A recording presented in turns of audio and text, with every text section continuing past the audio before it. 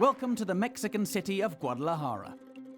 This picturesque location would stage the 2016 World Judo Masters, a unique competition pitting only the top 16 athletes in each weight category against each other. One of the International Judo Federation's most prestigious events, it would also serve as Guadalajara's debut as a host city on the World Judo Tour, giving Mexican fans a first chance to see the world's best judoka competing within touching distance. The event would end the Olympic qualification period for Rio, and though many in action were highly enough ranked to be ensured a place, the critical issue of seeding was at play, with a gold medal worth an enormous 700 ranking points. We'll take time to talk to a young Cuban who only managed to secure qualification in Almaty this month. We'll bring you all the best action from Guadalajara, and we take an educational journey to Australia to see the ways in which judo is flourishing there. We'll then return once again to follow the rivalry of Kayla Harrison and Myra Aguiar in the under 78 kilogram category. Cuba's Idalis Ortiz was in action in the women's over 78 kilogram division. In Havana at the start of the year, we caught up with the Olympic and double world champion as she showed us her hometown after winning the nation's Grand Prix event. Here in Guadalajara, Ortiz, world number 2, was looking to send a message and build momentum by being crowned World Masters champion when she took on Marcy C in the final. Ortiz was a crowd favourite in Guadalajara, and judo, like this ippon against Russia's Chibisova, showed she deserved to be, as she progressed to the final. Would she add Guadalajara gold to her extensive collection of World Tour titles? Your commentator is former world champion Neil Adams. Ortiz, world number 2 now, Ortiz, and here to send a message, and that's the message! Tanio Toshi there, and a Wazari scored. Now, what's going to happen now? She's turned into the hold down, Kazure Kamishihokatami, and the crowd absolutely behind her. And the Olympic champion is going to be defending her Olympic title in 3 months' time, and she's really sent a message to Yu Song, because she's beaten the world number 3 here, and she's beaten her well. Tanio Toshi, then she looks for the hold down. It didn't make any difference that it went outside of the area because it started in. Everything was continuous. She turns into the hold down, and she finishes it off in style. And Ortiz wins this World Masters, and she sends a message to the world. In the men's under 81 kilogram category, one of Ortiz's teammates has made a last dash up the ranking list to secure a spot in Rio. Ivan Silva has benefited from financial support for Cuban judo from the International Judo Federation, which has given him the opportunity to qualify. But only he could earn the points needed to see him on the plane to Rio this August. A bronze medal at the Baku Grand Slam at the beginning of May put him in with a fighting chance as he moved from 36 to 27. Then in Almaty just 2 weeks ago, a gold medal meant his Olympic dreams would come true at the very last second. Judo for the World caught up with Silva before he took to the tatami in Guadalajara. Before Baku, I'd participated in the Pan American Championships in Havana where I got 3rd place, a bronze medal, but it wasn't enough to qualify me. After this, I felt the pressure because I really wanted to go to Rio. There were only 2 competitions left. I got a bronze in Baku, and I was practically there. Then there was Almaty, and I got gold, which secured my place in Rio. I'm very excited to be competing there. The support has been a big help. Since I've been with the Cuban squad, the help of the International Judo Federation and its president, Marius Visa, has meant we've been able to compete at many events, from cadets, juniors and higher. He also gave us the Havana Grand Prix, which was a great opportunity for us Cubans, and it's been a big help. I think the qualification of many Cubans has been thanks to this help. The Masters, as everyone knows, is a competition with only the best 16 athletes from each weight. The best of the best are here. It's a very strong competition in which the athletes have the highest technical level. Most of them qualified for the Olympic Games. I'm very excited to be amongst the best and feel like I'm one of the best. Now that I'm competing at this level, I get excited to see athletes like Teddy Riner and Japan's Shohei Ono. These are 2 of my heroes. son los dos atletas que más me impresionan. Silva's day started on track.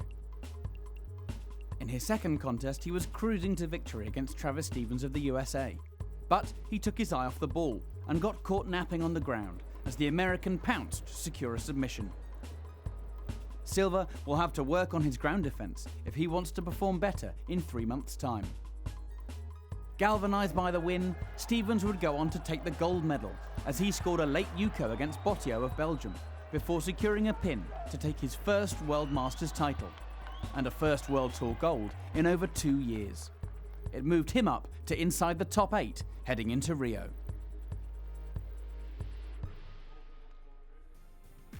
The men's under 60 kilogram category was taken by world number 6 Safarov as the Azerbaijani defeated Le Maire of France in the final to move up to world number 3. Moving up to world number 1 was Korea's reigning world champion An Bao, as he too triumphed in the under 66 kilogram category. The under 73 kilogram division saw Japan boast their depth, as young gun Hashimoto produced this clinical ippon, catching Mongolia's Ganbatar on the ground to gain a submission as he became World Masters champion. At under 90 kilograms, Japan had sent their chosen Rio representative in Mashu Baker. The world number 5 would move up to number 1 with a win in Guadalajara, and he was more than up to the task. So, after an ippon against Australia's Temesi in his opening contest, he defeated Switzerland's Grossklaus in the next, thanks to Wazari from this unorthodox dropping shoulder throw. He then faced a strong test to his credentials. Triple world champion Ilias Iliadis, one of the best the world has ever seen. He would be a major scalp for Baker to take. And he did, once again attacking with unusual angles to score a strong Wazari against the Greek, which would be the main score, seeing him past Iliadis and into the final. There it would be a tense match against Russia's Kalmazeyev, which wound up in golden score, where Baker showed his resolve, digging deep to score a Yuko, which would give him the win and the number 1 spot going into Rio. Baker is now clearly one of the favourites for gold. And also becoming the top seed at the last moment thanks to a win in Guadalajara was Azerbaijan's Elmar Gasimov, who took on Cyril Marais in the final. After hooking in with an attack, it looked as though he would be countered by the Frenchman, but at the last second he caught Marais' foot to show that it was his attack that landed his opponent flat on his back. Ippon, and a second World Masters title for Gasimov. Our final male category, the men's over 100 kilogram division, saw the world number 2 Harasawa Hisayoshi of Japan in action. The youngster has produced gold every time he has been selected over the last year, and is now touted as a potential challenger for the clear world number 1 Teddy Riner of France. In Guadalajara he started well enough, his tried and tested Uchimata helping to see him pass Mongolia's Batulga. His opponent at the quarter-final stage would be the enormous figure of Romania's Netea, whose raw power would be a real test for Harasawa.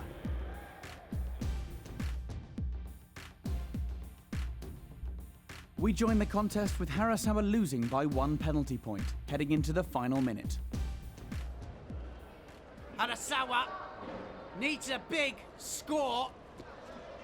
And Uchimata! Oh, he made a mistake. He got taken backwards. And that's a Wazari.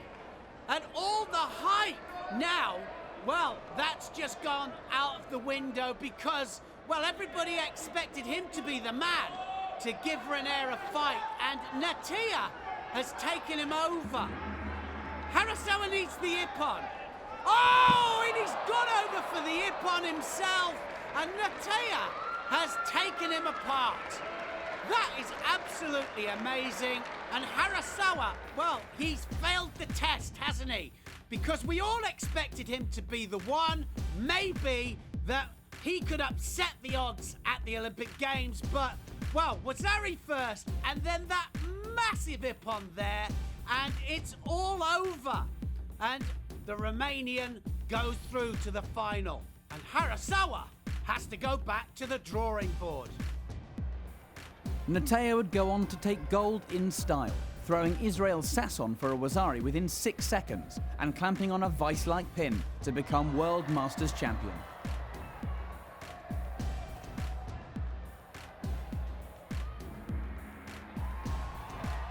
It was a result which saw him move up to inside the coveted world's top 8.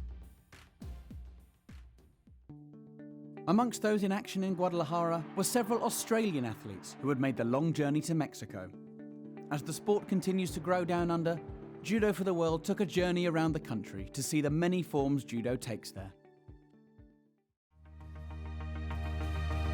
Australia is such a diverse land. It's a massive country, especially in natural beauty. The judo community in Australia is awesome. We have a lot of people that are really passionate.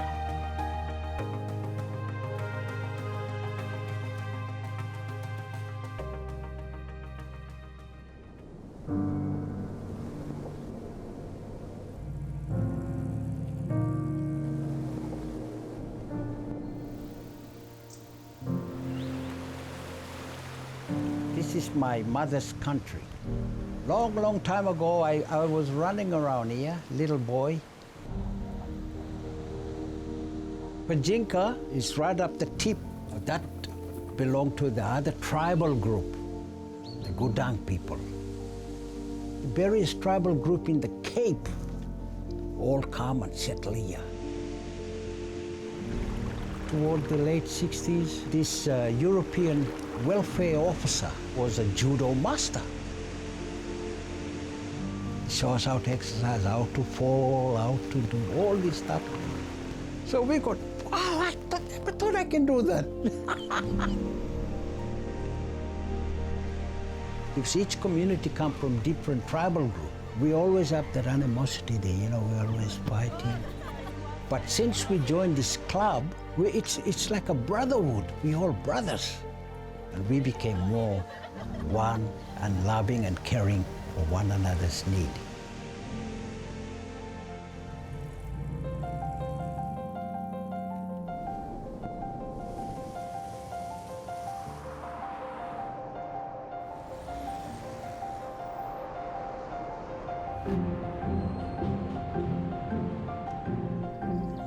I've done judo for 20 years and I really love judo. I want to teach some skill for Australian players, Australian kids who never done judo before. When I teach judo, it's important to teach the respect, friendship, and courage. It's not just technique. Australian people, they respect Japanese culture and judo history. So that's why I think Australian judo will develop a lot.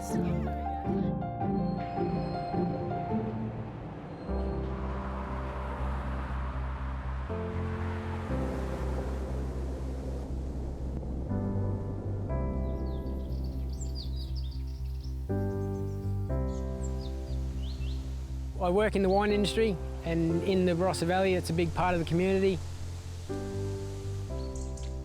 I started judo at a young age. My little man, he's 2.5 now, he sort of brought me back to judo. I get so much joy from seeing him having a great time on the mat.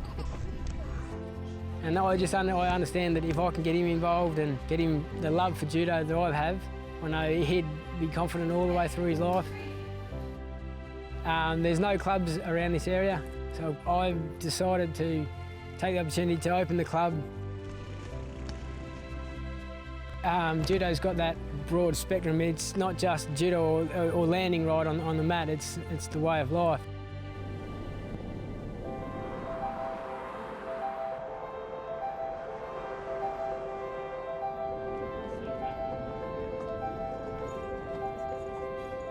We have youth clubs in different areas of Sydney with the idea of basically getting youth off the streets, getting them active, so therefore they're not getting into trouble.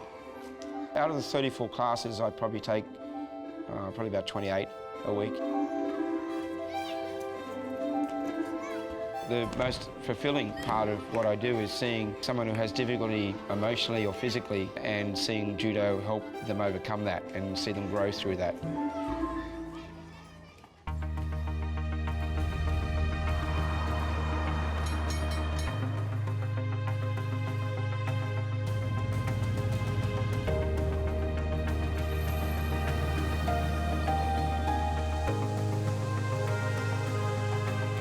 Judo has made a real big impact in my life. I was a really shy kid. I was very, very timid, but judo's really helped me come out of my shell. It's given me a lot of confidence and a lot of faith in myself just to be able to do other things in life. Very close to qualifying to the Olympics now. The judo community in Australia just gets so excited about it. The best part about judo is the grassroots and watching these little kids training from when they're 5 years old all the way up until seniors, which has been really great.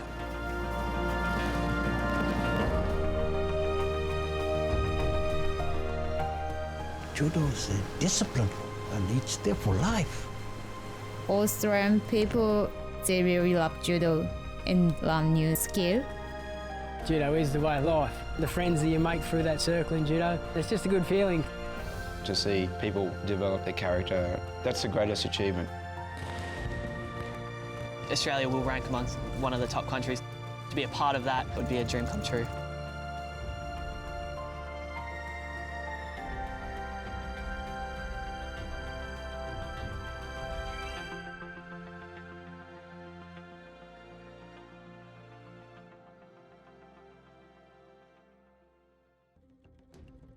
In at number 3 in our list of the top ippons from Guadalajara is Great Britain's Sally Conway, who produced this magnificent surigoshi to level Cuba's Cortez Aldama.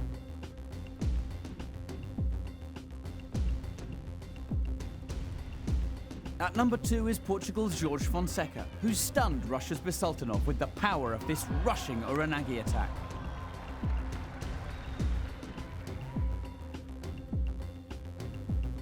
But clear number 1 is Kalmazeev, who en route to his final with Baker came up with this seldom-seen Harborelli technique, a suplex-like throw which flattened Clerget of France.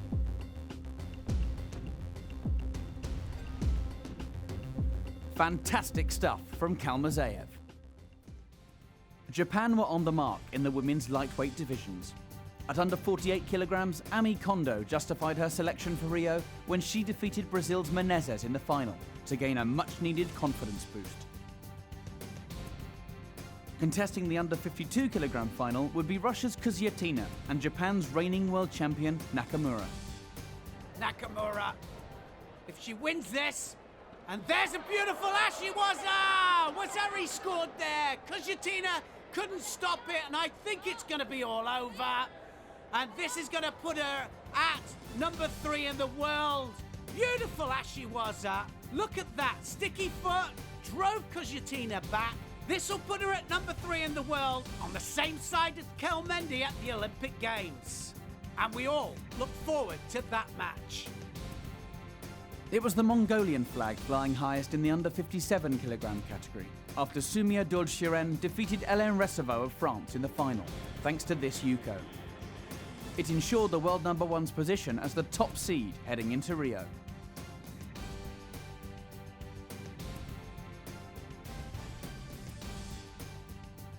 At under 63 kilograms, Japan were once again on the mark, as Toshiro Miku came through the pack to top the podium. The highlight of her day was this Uchimata against China's Yang. And more so, the ruthless transitional skills she showed off on the ground to gain a submission and finish her opponent off. The final saw her use some clever footwork to defeat Jule Fransen of the Netherlands and round off a great result for the Japanese women's team in Guadalajara. Finally, the under 70 kilogram gold medal would be contested by Austria's Bernadette Graf and Kim Polling of the Netherlands. A determined Polling left a dip in form well and truly behind her as she built on recent results to take her 3rd World Masters title when she threw Graf for a Yuko before immobilising her in a pin for the full ippon win.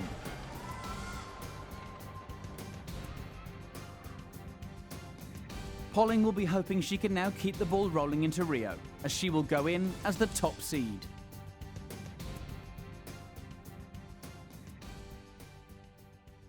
Our final category is the women's under 78 kilograms, which would see a renewal of the most intense rivalry in the sport today, as Olympic champion Kayla Harrison took on former world champion Myra Aguiar in the final.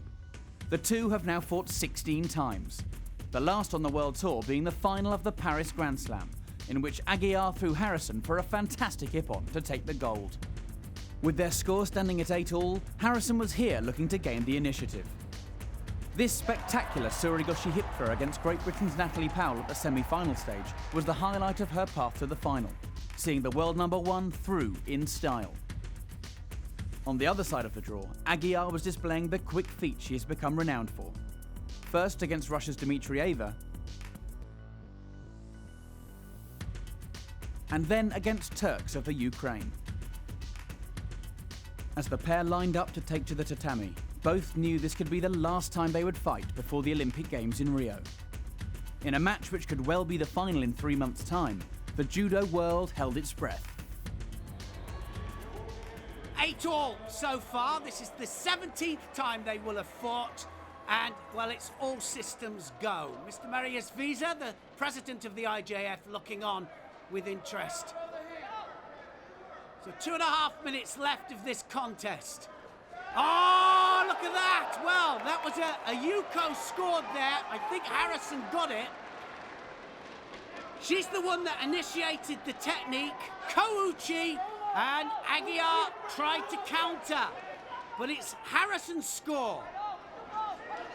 Jimmy Pedro saying to Harrison, I want you to dominate the grip. Aguiar left. Now what's going to happen here? Aguiar on the defensive. Harrison's clicked onto the arm. Now is she going to go for the juji? Yes, she is! The arm's out straight, and Aguiar can't submit. And she says to the referee, I submit, and it's all over. Harrison, well, now she's ahead. 9-8 going into the Olympic Games, and that must be absolutely fantastic feeling for her. Kayla Harrison, the defending Olympic champion, goes to the Olympic Games as the favourite, for sure. That is now the Pan American, and here that she has taken Aguiar out with an ippon, and that was exactly what she wanted. Have a look how she clicks onto the arm first of all.